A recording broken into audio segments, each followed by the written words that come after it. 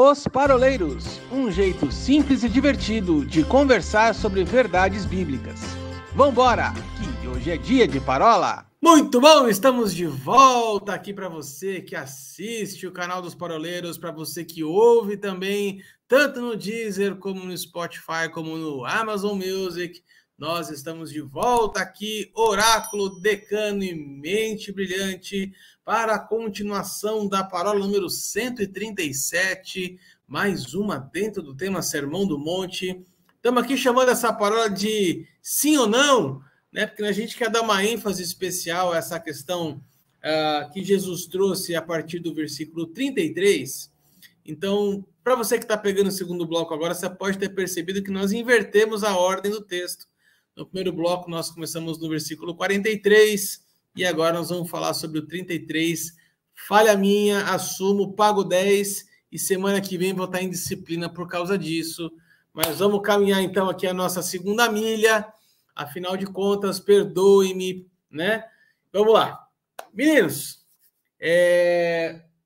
no trecho a partir do versículo 33, nós vamos encontrar aqui Jesus fazendo uma fala muito importante a respeito dos juramentos, e dentro desse termo dos juramentos, fala-se a respeito do seu sim seja sim, o seu não seja não. É claro que na hora que eu fui abrir a parola, fiz uma brincadeira, um trocadilho, não tem essa de sim é não, não é sim. Isso aí talvez seja o que o mundo tenta nos mostrar, né? Que nem todo sim é sim, que nem todo não é não, que tudo é relativo. Aqui a gente vai entrar na questão da modernidade líquida, que o senhor gosta muito de citar, mas aqui Jesus está trazendo uma questão de preto no branco mesmo, né? Assim, o sim é sim, o não é não. Ou seja, precisamos ter uma postura de caráter e de integridade para poder bancar aquilo que a gente fala, né? Mas eu acho que vale a pena a gente dar um pontapé inicial aqui, Paulinho, falando a respeito dos juramentos, né? E quando a Bíblia fala assim, olha, você não deve jurar por Deus, né? E a gente escuta tanto essa brincadeira, né? Essa brincadeira não, essa expressão no mundo afora que a gente anda aqui, não, juro por Deus que isso não aconteceu. Como é que funciona essa questão do não pode jurar por Deus? Juramento funciona como um empenho, né? Então, você empenha aquilo que você tem, né? Você empenha aquilo que está sob teu poder e sob teu domínio, né? Essa passagem, Arthur, não apenas no não jurar por todos os elementos que são colocados aqui na passagem, mas a passagem ela abre para nós um precedente um tanto quanto interessante. O que você tem no final de tudo é a tua palavra, que é resultado do teu caráter, né? Então, por isso Jesus ele deixa claro que o sim ele não pode significar outra coisa e que o não pode significar outra coisa, né?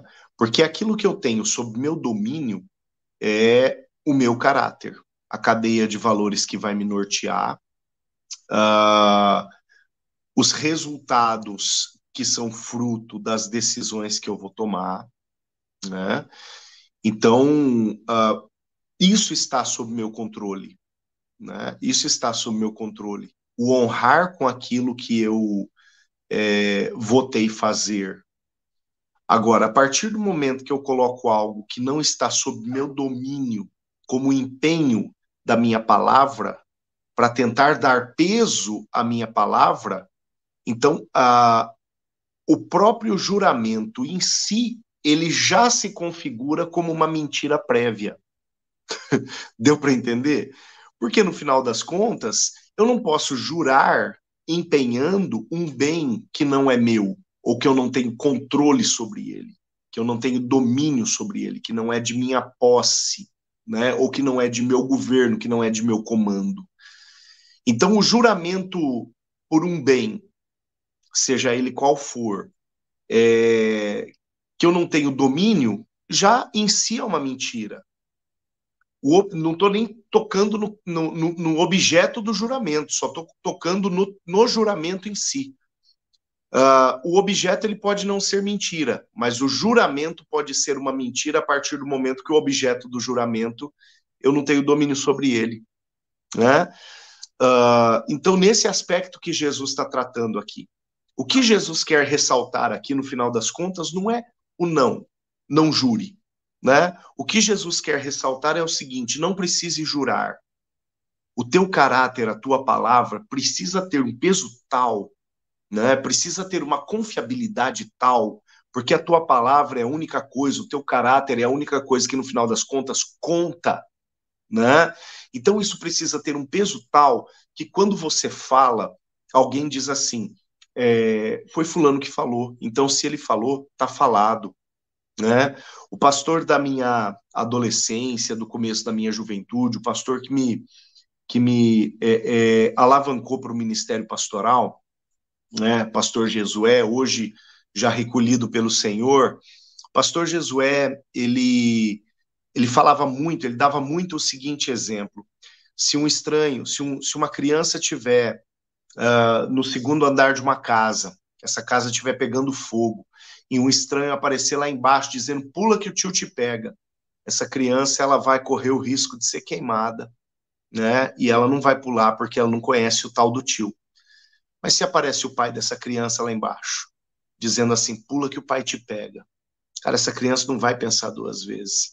Por quê? Porque é a palavra do pai dela, né? E ela sabe que aquela palavra é uma palavra que não vai ser desonrada, é uma palavra que vai ter peso, né? No ano passado eu perdi meu pai. O meu pai era um exemplo de caráter para mim tremendo, sabe? Meu pai era um exemplo de um modelo de palavra de honra, né? E eu nunca vi, meu pai, pelo menos, a mim, ao meu irmão, a minha mãe, né? Eu não me lembro na história do meu pai, na história da nossa família, o meu pai dizendo assim, eu prometo isso para você, eu juro isso para você. Eu não lembro disso. Mas aquilo que o homem falava, o homem cumpria, né? Então, uma palavra de firmeza. Pô, por que eu sei que vai acontecer? Porque o pai falou que vai acontecer. Por que eu sei que ele vai fazer isso? Porque ele disse que ele vai fazer, né? Então, um exemplo de alguém que tinha que tinha conhecimento do peso da palavra como resultado do caráter. O que Jesus está querendo encorajar e incentivar aqui? Justamente o peso da palavra como evidência de um caráter que é um passo anterior à palavra. Não à toa, esse capítulo 5 vai terminar com a seguinte recomendação, né? Já dando um salto lá na frente, no final do capítulo. Ele diz assim, ó, sejam perfeitos, né? Sejam perfeitos, né? O Pai, o Senhor, que é o padrão de perfeição, conforme o final desse capítulo, ele não precisa jurar para a gente saber que aquilo que ele disse vai se cumprir. Ele não precisa disso, né? Basta a gente entender e conhecer o caráter de Deus, né? E o que nós precisamos reproduzir sendo nós ou tendo nós o alvo de sermos perfeitos, o padrão de perfeição, que é o padrão do Pai, que é o padrão do Senhor, né? Então repito, não é pelo não que Jesus coloca essa ordem, né? O que Jesus ressalta essa ordem, mas é porque é pelo que aquilo que eu tenho, ou pelo peso que aquilo que eu tenho, que é a minha palavra e o caráter que deve fluir, né, através das minhas palavras, precisa ter na minha vida e através da minha vida. Eu estava buscando aqui na Bíblia Amplificada, ou na Bíblia Ampliada, exatamente esse contexto, né? E ele vai citar Levíticos 19, 12, Números 32, Deuteronômio 23, 21, e nós vamos ver exatamente isso que o Paulinho falou, né? Falando do caráter. E aí nós temos que lembrar alguns textos também da Nova Aliança, porque, olha só, Jesus, através de João, ao escrever a respeito ao escrever a respeito de que nós devemos andar nos mesmos passos de Jesus, nós devemos imitá-lo, Paulo vai dizer, sede meus imitadores como eu sou de Deus, nós vamos ver exatamente isso. Nós não vamos ver em Deus uma sombra de variação. O dele era o sim, ele não era homem para que mentisse, nem o filho de homem para que se arrependesse daquilo que prometeu. Né? Porque você imagina uma coisa, se eu sou um pequeno Cristo, se eu sou aquele que manifesto, o caráter de Deus, né? E como disse certa vez The White Moody, de cada 100 pessoas, 99 vai ler você e uma vai ler a Bíblia, né? Então você imagina, se eu sou a expressão do caráter de Deus nessa terra, como diz também o salmista, que ele nos coroou de glória, né? Então veja que eu tenho que manifestar o caráter de Deus. Então se Deus, imagina o seguinte, eu orei a Deus, e a palavra fala que a cura é disponível para todos. E aí eu oro a Deus. E aí nós vamos entrar numa zona muito perigosa aqui nisso que eu vou falar. Porque olha só, eu oro a Deus, aí a pessoa, ela não é curada. Ah, Deus não curou porque ele não quis. Mas a palavra fala que ele quer curar a todos. Não, mas sabe o que é? Porque nesse momento, Deus agora ele não está muito afim. Talvez isso seja o Wilson. Deus ele prometeu, lá em João 16, 23, 24, que eu vou orar, ele vai me atender para que a minha alegria seja completa. Agora, em Provérbios de Salomão, vai dizer que uma alegria, quando é um sonho ou um propósito, quando ele é atrasado, isso gera no coração do homem uma tristeza e uma angústia. O homem ele pode atrasar, o homem ele pode fazer, não estou falando um caráter de permissão, né? Ele pode romper com aquilo que é a veracidade, a verdade da palavra, mas Deus não. A palavra é tão dura nisso que ela vai falar o seguinte, que se eu me fizer fiador de alguém, eu tenho que correr, apunhar essa pessoa a tal ponto de eu me desvencilhar daquilo que eu me enredei com os lábios. Agora, Deus ele está enredado na sua palavra de Gênesis e Apocalipse. Agora, você imagina se ele começar a relativizar a sua palavra. E eu gosto de uma brincadeira que certa vez eu ouvi de um pastor falando.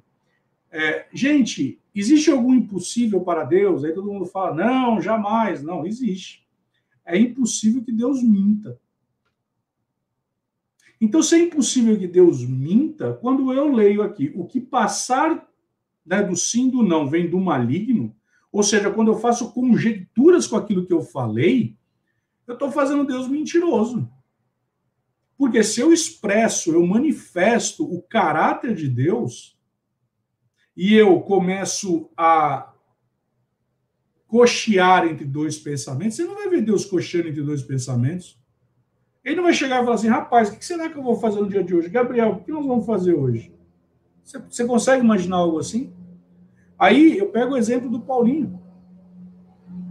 Como que uma pessoa ela pode exercer a sua fé, e a fé é a certeza das coisas que não se veem. Isso vai mexer em todo um pacote da doutrina de Cristo. Então, algo que eu falei outro dia numa escola dominical, eu olhando para um casal, eu falei assim, vocês dois devem manifestar o caráter de Deus na educação dos seus filhos. Porque na medida que os seus filhos enxergarem em vocês a Cristo, eles não vão titubear quando crescer. Então, quando Jesus ele está falando a respeito disso, ele está falando, olha para mim como um espelho, sabe? Quando vocês olharem para mim e cumprirem, obedecer e seguir os mesmos padrões que eu estou pregando e apregoando para vocês, vai dar tudo certo. Chega a tal ponto de Paulo dizer o seguinte, olha que louco. Paulo fala assim, se for necessário, sofro dano, mas não leve a contenda. Olha que interessante isso. Olha que interessante. Outro dia, escutando a história de um pastor, Paulinho, teve uma reunião assim como é você e o bispo Adonias, assim, então tem todo o SD, né, e o bispo tratando com você um tema, e um determinado pastor auxiliar foi lá tretar com o SD e o pastor presidente. E o bispo teve um direcionamento falando assim, tá bom, então já que eu causei então um dano a você, quanto é o dano? Quanto é o dano? E aí o pastor auxiliar, o SD, né, vira e fala assim, rapaz, falando pro bispo, não faz um negócio desse, olha quanto que ele está pleiteando, não. Quanto que é? Porque assim, a palavra fala para eu sofrer o dano. Paulinho, passou um tempo, ele sai do gabinete, esse pastor auxiliar que estava brigando com o bispo e com o SD, e aí, sem ele saber, ele passa por uma situação e ele encontra com um profeta do ministério. Isso aconteceu numa igreja conhecida minha. E o profeta virou e falou assim, olha, Deus me deu uma visão ao seu respeito, para você se consertar. Eu não sei o que você está pleiteando, mas eu vou te dizer uma coisa, virá um juízo sobre você, porque o que você está fazendo é desonestidade. Veja, porque passou do maligno. E a palavra fala para nós não negligenciarmos os ardis de Satanás. Então, por mais pesado que seja isso que nós estamos falando, talvez essa parola seja uma das mais duras que nós estamos fazendo. Porque nós estamos falando o seguinte, olha, você que está nos ouvindo, você que está nos assistindo, sabe, seja o seu sim, sim, o seu não, não. Não conjecture. Se você falou, você está enredado com a tua palavra. Cumpra. Para que no dia de amanhã as pessoas não venham falar assim, esse rapaz aí, ó, pega nada. Que é exatamente que nós começamos a experimentar no mundo gospel, onde as pessoas olham e falam assim, isso é crente, esquece, nem dá para cumprir. Eu sei que ele não vai cumprir, vai me dar trabalho. Né? E nós devemos dar testemunho. Nós devemos dar testemunho daquilo que nós estamos fazendo. Se é sim, é sim. Se é não. Porque se passar disso vai ser do maligno.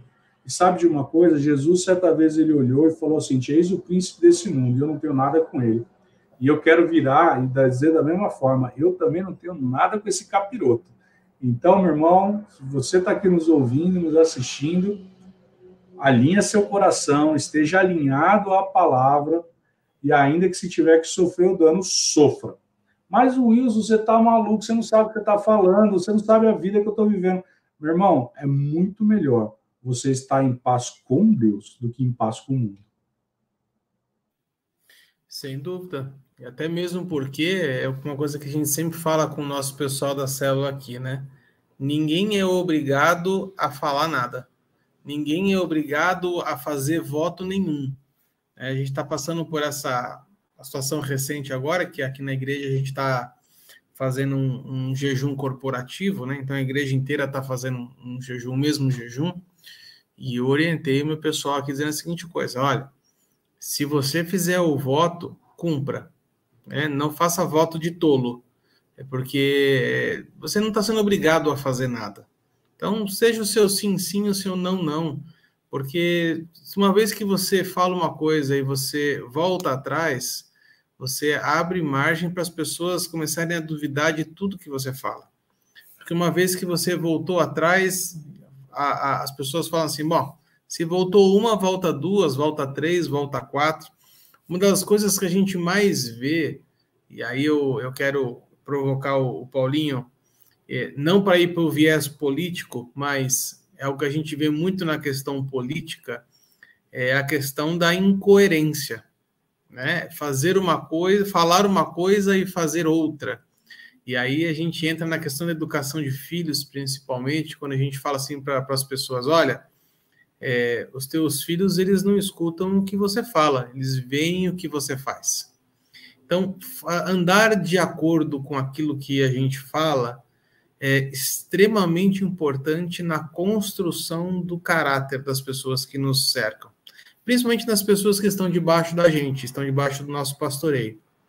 Então, ter uma vida reta, ter uma vida íntegra, nada mais é do que a obrigação daqueles que dão um exemplo. Mas, descendo dessa questão, né, da liderança, vamos dizer assim, espiritual, você trazer para essa dinâmica do dia a dia, né? Não só de quando você fala para os seus filhos, mas o que você fala no seu trabalho, o que você fala na sua igreja. Você não é obrigado a falar nada, mas uma vez que você fala, cumpra, né? Eu estava puxando aqui nos textos, o Wilsinho estava falando lá de algumas citações bíblicas, e eu senti falta de uma, Will, em específico, achei que você fosse falar sobre ela, que é Êxodo 27. 27 não, 20, versículo 7. É que eu deixei para você falar. Eu imaginei. Que dentro dos 10 mandamentos, nós vamos encontrar exatamente o mandamento que vai falar sobre juramento. Se nós pegar versículo 20, capítulo 20, versículo 7, assim, não usar em vão o nome do Senhor. Agora, nós vamos encontrar várias citações no Antigo Testamento de não um juramento propriamente dito, eu juro solenemente tal coisa, mas você vai ver em 1 Samuel várias vezes a expressão assim, tão certo quanto vive o Senhor, tal coisa, tal coisa e tal coisa. Ou seja, como o Paulinho disse, né, está sendo colocado o empenho do nome de Deus para confirmar um fato. Então, falar tão certo como vive o Senhor, ou jurar, está dentro do mesmo caminho, né, Paulinho? Então, mas aí a gente tem um agente diferenciador, né? Quando um profeta falava, né, dentro dos registros bíblicos, utilizando destes termos, né, ou de termos similares a estes, o profeta ele está deixando muito claro, essa palavra não é minha, né? Essa palavra é daquele que me enviou, essa palavra é do Senhor, né? Então este exemplo que você deu, Arthur, o tão certo como vive o Senhor, ele sempre vai anteceder uma fala que não é do interlocutor, né? Mas uma fala que é do próprio Deus. E aí sim, é Deus colocando, através da boca do interlocutor, Deus colocando o seu caráter como empenho daquilo que ele está falando. Então, perfeitamente, isso corrobora com aquilo que Cristo ensina lá no Sermão do Monte, né? Lá no texto que é o ponto de partida do nosso bate-papo. Porque aí já fica até o exemplo, né, dado pelo próprio Senhor, acerca de que, embora Deus seja o criador de todas as coisas e ele poderia jurar por todas elas, a maior de todas é o próprio caráter de Deus. A própria palavra fala que Deus fez o que fez segundo o conselho da sua vontade, está em Efésios capítulo 1, se não me engano, versículo 11, alguma coisa assim. Mas o conselho da vontade de Deus, né? Ou seja, se a gente for traçar, né, o fundamento das vontades, as vontades elas vão começar lá na nossa cadeia de valores, lá no nosso caráter, né? E aí o nosso caráter ele vai dizer para nós como proceder, e aquilo que diz respeito ao nosso procedimento vai fluir no nosso falar, no nosso declarar, né? Então, volto naquele princípio, né, de que o caráter, a palavra que eu digo é o que eu tenho como mais pesado e é o que deve ser o mais valioso. O próprio Deus ele está usando esse princípio, mesmo sendo ele o dono de todas as coisas. A palavra fala que do Senhor é a terra e toda a sua plenitude. A palavra fala que o Senhor é o dono do ouro e da prata, né? A palavra diz que o Senhor ele é o criador e o mantenedor de todas as coisas. Enfim, mesmo Deus tendo todas as coisas e podendo empenhar todas elas para fundamentar, para dar fulcro à sua palavra, ele tem uma preferência, que é colocar o seu caráter, né, que é de onde todas as coisas tomam origem, colocar o seu caráter como empenho. Isso dá um peso e um ensino para mim, para você, para cada um de nós, naquilo que diz respeito ao peso que a nossa palavra, o nosso sim, o nosso não, devem ter, né? E só abrindo um parêntese, né, enquanto o Wilsinho falava, e enquanto você também tocava no assunto logo em seguida, Arthur, eu ficava pensando aqui,